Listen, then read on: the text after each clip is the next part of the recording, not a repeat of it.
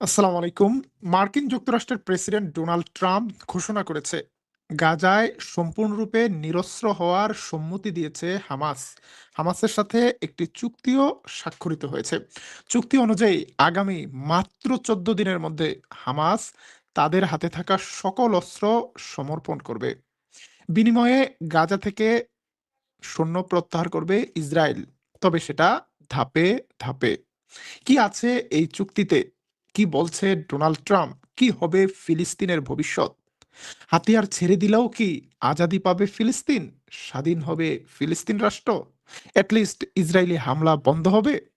সেই বিষয় নিয়ে আজকের লাইভে জরুরি বিশ্লেষণ করব। আজ ৩১ জুলাই। আপনারা দেখছেন তুরস্ক থেকে প্রচারিত তুর্কিয়ে পিডিয়া নিউজ। প্রিয় দর্শক, সেই সাথে আমরা সেই সাথে আমরা ইরান আমেরিকা যুদ্ধের সবশেষ আপডেটও জানাবো। এই মুহূর্তে আল জাজিরা চ্যানেলের breaking live. Hamas reportedly agrees to historic disarmament agreement. অর্থাৎ হামাস ঐতিহাসিক অস্ত্র সমর্পণ বা অস্ত্র প্রত্যাহারে রাজি হয়েছে। আল জাজিরা ব্রেকিং সংবাদেও সেটি জানাচ্ছে। Hamas confirms deal reached with Israel.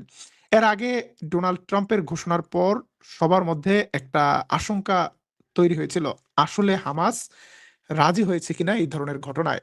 কারণ হামাসের লড়াইয়ের ইতিহাসের সাথে এটি যায় না। প্রিয় দর্শক, আজকের সবচেয়ে বড় বিলিয়ন ডলার কোশ্চেন, হামাস কি সঠিক কাজ করছে নাকি হামাস ঐতিহাসিক ভুল করলো? আপনাদের কাছে কি মনে হয়? অস্ত্র ছেড়ে দিলে ফিলিস্তিনিরা কি মুক্তি পাবে?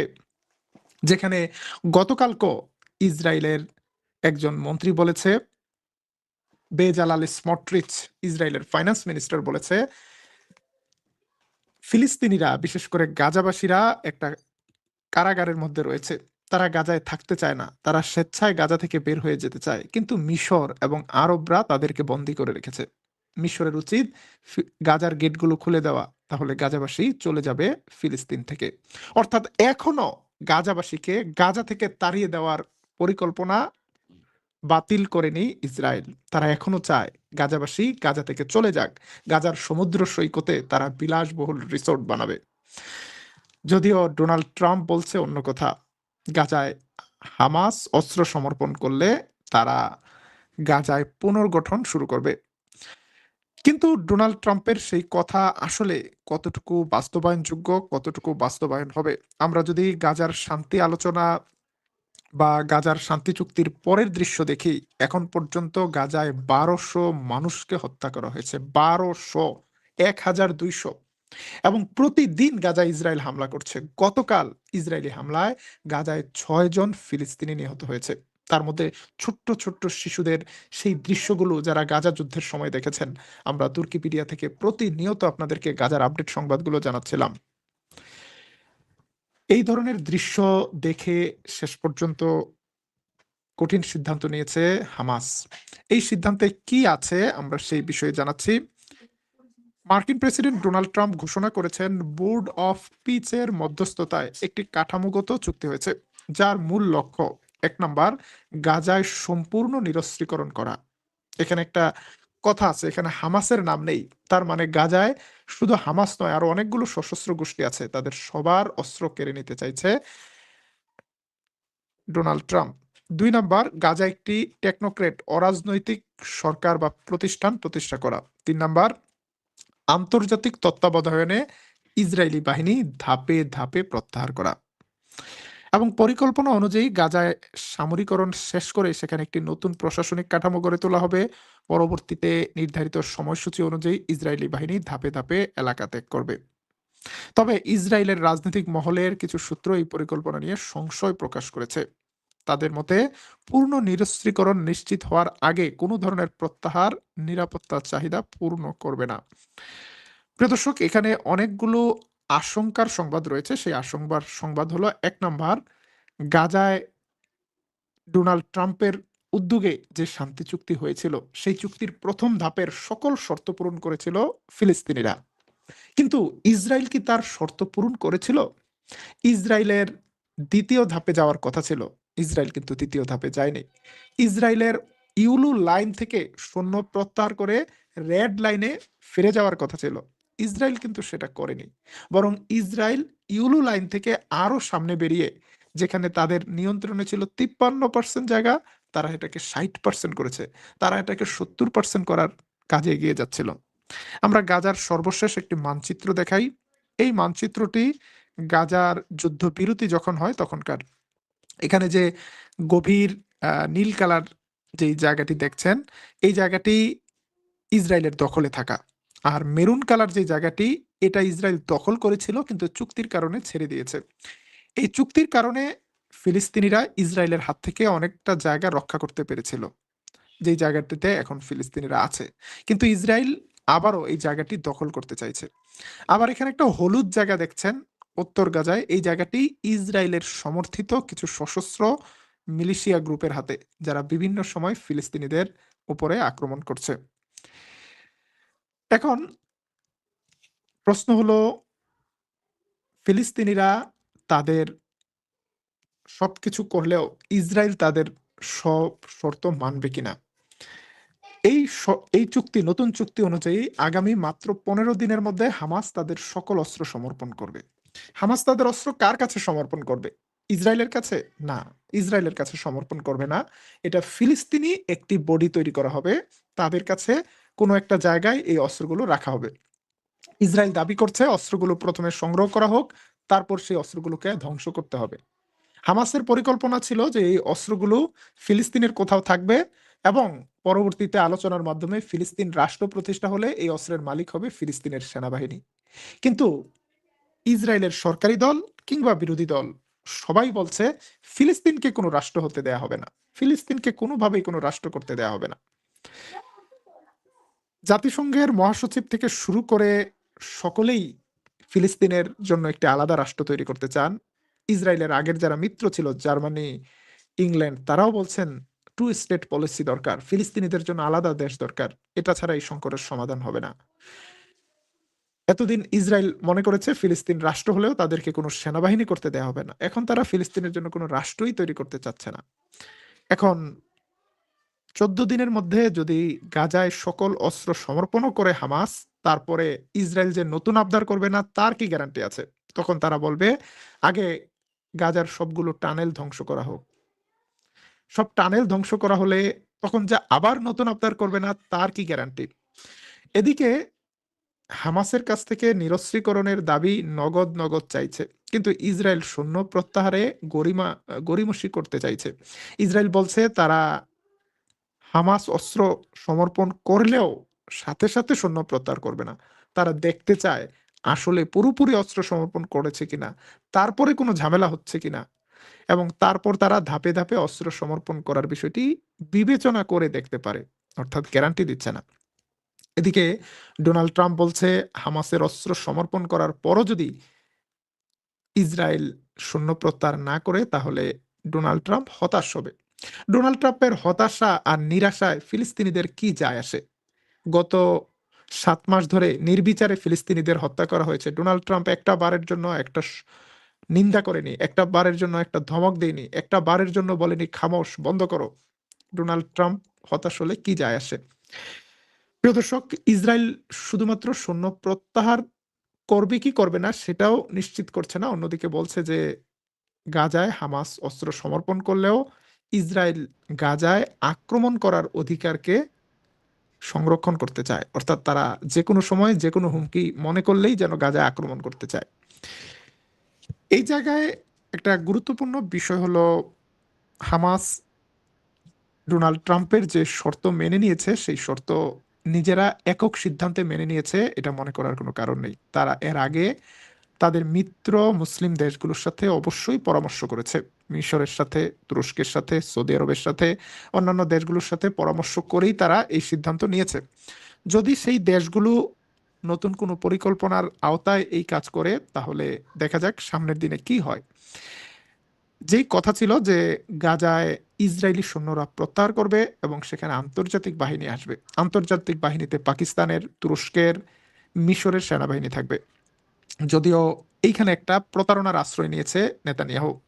আন্তর্জাতিক বাহিনীকে অনুমোদন দিয়েছে, কিন্তু সেটা 10,000 কিংবা 20,000 সৈন্য নয়, মাত্র 200 সৈন্য। এবং সেটা পাকিস্তান কিংবা তুরস্কের মতো শক্তিশালী মুসলিম দেশের সৈন্য না, এমনকি ইন্দোনেশিয়ার সৈন্য না, সেটা মরক্কোর সৈন্য এবং উগান্ডার সৈন্য। অর্থাৎ এখানেও নিয়ন্ত্রণ রাখতে চাইছে ইসরায়েল। কিন্তু এই মুহূর্তে হামাসের করণীয় কি আছে? গাজায় মানুষ অনাহারে মারা যাচ্ছে।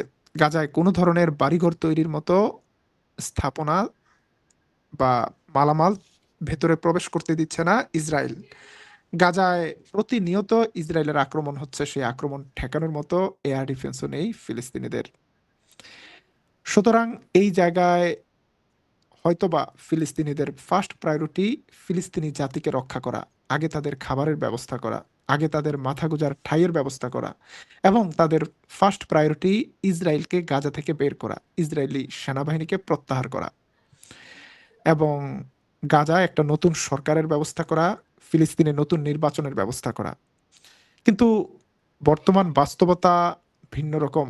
ফিলিস্তিনের পশ্চিম তীরে কোনো ধরনের লড়াই নেই, যুদ্ধ নেই, হামাস নেই, কিন্তু সেখানে কি নির্যাতন বন্ধ আছে? সেখানে কি দখলদারিত্ব বন্ধ আছে? প্রতিদিন বুলডোজার দিয়ে ফিলিস্তিনিদের বাড়িঘর ভাঙা হচ্ছে, প্রতিদিন ফিলিস্তিনি যুবকদেরকে ধরে নিয়ে যাওয়া হচ্ছে, প্রতিদিন ফিলিস্তিনি মানুষদের বাড়িঘরে ইসরায়েলি সেটেলাররা হামলা করছে। এই ঘটনায় ইউরোপীয় ইউনিয়ন নিন্দা জানাচ্ছে। হালকা নিন্দা, মৃদু নিন্দা, কঠোর নিন্দা, তীব্র নিন্দা, শুধু নিন্দা পর্যন্তই আছে। আর কখনো কখনো লোক দেখানোর নিষেধাজ্ঞা দিচ্ছে। কিন্তু এর মধ্যেও প্রতিদিন নতুন নতুন ইসরায়েলি সেটেলমেন্ট তৈরির মাধ্যমে ইসরায়েল একটু একটু করে ফিলিস্তিনিদের জমিগুলো দখল করে নিচ্ছে। সুতরাং যেই সৌদি আরবের আলেম ওলামা কিংবা পলিটিশিয়ানরা বলে যে ফিলিস্তিনিদের দুর্ভাগ্যের কারণ হলো গাজা, গাজা যদি ফিলিস্তিনিরা যদি আক্রমণ না করতো এই ঘটনা ঘটতো না, পশ্চিম তীর তো কোনো আক্রমণ করেনি, এখনো করছে না, তাহলে পশ্চিম তীরের জেনিন ক্যাম্পের মানুষদেরকে কেন বাড়ি ছাড়তে হয়েছে? এই প্রশ্ন চলে আসে। প্রিয় দর্শক, আমরা আজকের লাইভের যে বিলিয়ন ডলার কোশ্চেন করছি সেই কোশ্চেনটি হলো, ফিলিস্তিনে হামাস যদি অস্ত্র ছেড়ে দেয় তাহলে ইসরায়েল কি তার ওয়াদা রক্ষা করবে? ফিলিস্তিনে কি শান্তি আসবে? হামাসের এই সিদ্ধান্ত কি সঠিক মনে করেন? আপনাদের মতামত জানাতে পারেন আমাদের কমেন্ট বক্সে। আজকে মিশর এবং ইরান সম্পর্কে একটা গুরুত্বপূর্ণ তথ্য দেব। আমরা গতকাল জানিয়ে দিয়েছিলাম যে মিশরে মার্কিন যুক্তরাষ্ট্রের দুটি এলএনজিবাহী জাহাজে হামলা হয়েছিল, ড্রোন হামলা। যদিও এখন পর্যন্ত কেউ এই হামলার দায় স্বীকার করেনি, কিন্তু ইসরায়েলি মিডিয়া, পশ্চিমা মিডিয়া সন্দেহ করছে এটা ইরানের হামলা, এবং মিশরকে উস্কানি দেয়া হচ্ছে মিশর যেন ইরানের বিরুদ্ধে যুদ্ধে যোগ দেয়। তবে ইরানের পররাষ্ট্রমন্ত্রী আব্বাস আরাকচি মিশরকে উদ্দেশ্য করে নতুন একটি সোশ্যাল মিডিয়া স্ট্যাটাস দিয়েছেন টুইটারে। সেখানে সেখানে আহ, ইরানের পররাষ্ট্রমন্ত্রী আব্বাস আরাকচি দাবি করেছেন যে মধ্যপ্রাচ্যের এই অঞ্চলে মিশর হলো ইরানের একটি বন্ধু এবং গুরুত্বপূর্ণ অংশীদার, এবং মিশরের নিরাপত্তাকে ইরান অগ্রাধিকার দেয়। আঞ্চলিক শান্তি ক্ষুণ্ণ করার লক্ষ্যে ইসরায়েলের বিভিন্ন ষড়যন্ত্র এবং ফলস ফ্ল্যাগ অপারেশন বা সাজানো অভিযানের বিষয়ে আমাদের সতর্ক থাকতে হবে। এই হুমকিটি স্পষ্ট ও অভিন্ন, এটি মুসলিম সংহতিকে ভয় পায়। অর্থাৎ আব্বাস আরাকচি ইঙ্গিত দিচ্ছেন যে মিশরে আমেরিকার জাহাজে ড্রোন হামলাটি ইরান নয়, বরং ইসরায়েল করে থাকতে পারে। এটির উদ্দেশ্য মুসলিম ভ্রাতৃত্ব ধ্বংস করা, মুসলমানদের মধ্যে যে সংহতি আছে সেটি ধ্বংস করা, সন্দেহ তৈরি করা এবং নিজেদের মধ্যে যুদ্ধ বাঁধিয়ে দেওয়া। প্রিয় দর্শক, এখন পর্যন্ত কেউ দায় স্বীকার করেনি কে মিশরে হামলা করেছে। আপনার কি মনে হয় এই হামলাটি কি ইরান করতে পারে, নাকি ইসরায়েল করতে পারে, নাকি অন্য কেউ করতে পারে? আপনার মতামত জানাতে পারেন আমাদের কমেন্ট বক্সে। আমাদের কাছে আরেকটি সংবাদ এসেছে, বাহরাইনে হামলা করেছে ইরান। আমেরিকা ইরান যুদ্ধ, পাল্টাপাল্টি যুদ্ধ চলা অবস্থায় বাহরাইনের শেখ ইসা ঘাঁটিতে নতুন করে হামলার সংবাদ এসেছে। ইরানের পক্ষ থেকে দাবি করা হয়েছে বাহরাইনের শেখ ইসা বিমান ঘাঁটিতে ড্রোন হামলা চালানোর ফলে তাদের টার্গেট ছিল বাহরাইনে আমেরিকান ঘাঁটির যে বিদ্যুতের জেনারেটর আছে, যে জেনারেটর বন্ধ হয়ে গেলে ঘাঁটিগুলো অন্ধকার হয়ে যাবে, নেভিগেশন সিস্টেম এবং সহায়ক ভবন সমূহ। তাদের দাবি এই হামলায় এই অঞ্চলে মার্কিন সামরিক সক্ষমতার ব্যাপক ক্ষতি হয়েছে। ইরান আমেরিকা পাল্টাপাল্টি লড়াই অব্যাহত আছে। বড় ধরনের কোনো আপডেট আসলে আমরা আপনাদেরকে সেই আপডেট জানাবো। আমরা লাইভ শেষ করছি এই সংবাদ দিয়ে। Hamas confirm deal reached with Israel. ইসরায়েলের সাথে একটি চুক্তি সম্পন্ন হয়েছে, হামাস অস্ত্র ছেড়ে দিবে। কিন্তু প্রশ্ন হলো, এর মাধ্যমে কি শতাব্দীর সবচেয়ে বড় ধোঁকার শিকার হচ্ছে গাজাবাসী? ডোনাল্ড ট্রাম্প কি সত্যি গাজাকে ফ্লোরিডার মতো আলো ঝলমল শহর বানাবে, নাকি গাজাকে তুলে দিবে, গাজার নিরস্ত্র মানুষকে তুলে দিবে ইসরায়েলের হাতে? আর ইসরায়েল তাদেরকে সেই সিনাই মরুভূমিতে নিরুদ্দেশ যাত্রায় পাঠিয়ে দিবে, যেভাবে এই ট্রাম্পের পূর্বপুরুষেরা, সাদা চামড়ার আমেরিকানরা রেড ইন্ডিয়ানদের সাথে, নেটিভ আমেরিকানদের সাথে যুগে যুগে প্রতারণা করেছিল। চুক্তির পর চুক্তি করে তাদেরকে খালি পেটে, খালি হাতে, নিরন্নভাবে আমেরিকার বিভিন্ন জঙ্গলে মরুভূমিতে চলে যেতে বাধ্য করেছিল, যারা আজও টেক্সাসে, এরিজোনার বিভিন্ন র্যাঞ্চে, অনুর্বর জমিতে কোনো রকমে মাথা গুঁজে আছে। ফিলিস্তিনিদের কি এবার সিনাই উপত্যকায় পাঠানোর পরিকল্পনা করছে নেতানিয়াহু ট্রাম্প, নাকি সত্যিই ফিলিস্তিনিরা তাদের ভূখণ্ডে থাকতে পারবে এবং সেখানে স্বাধীন ফিলিস্তিন তৈরি হবে? আপনাদের মতামত জানাতে পারেন আমাদের কমেন্ট বক্সে। আবারও দেখা হবে তুর্কিপিডিয়া নিউজে। আল্লাহ হাফেজ।